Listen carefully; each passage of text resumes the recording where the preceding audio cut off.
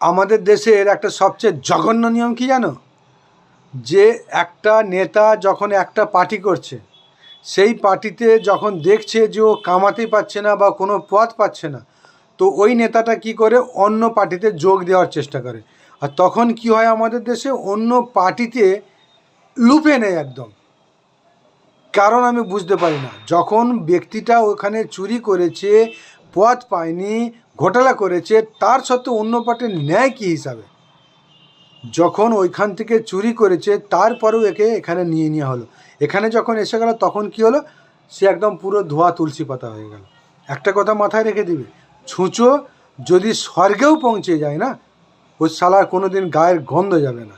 সেই রকম আমাদের দেশের নেতা যে পার্টি করুক, এই শালাদের যে চুরি করে একটা আদত পড়ে গেছে না, ঝেড়ে এরা অ্যাকচুয়ালি দেশের কাজ করার জন্য কেউ ভোটে দাঁড়ায় না। এরা দাঁড়ায় নিজের পকেট ভরার জন্য, নিজের আখের গুছানোর জন্য। এরা যদি 1 বছর নয় 5 বছর যদি কোনো রকম পার্টি করতে পারে না, সারা 7 পুস্তি বসে খাবে ওর বেটা তার বেটা।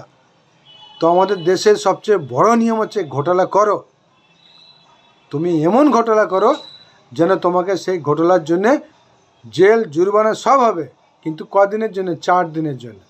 সকলে জানলো বড় নেতা কোটি টাকা ঘোটালা করেছে, 1 বছর জেল খাটলো, 2 বছর জেল খাটলো, তারপর বিন্দাস সালা দেখো গায়ে হায় লাগে হচ্ছে।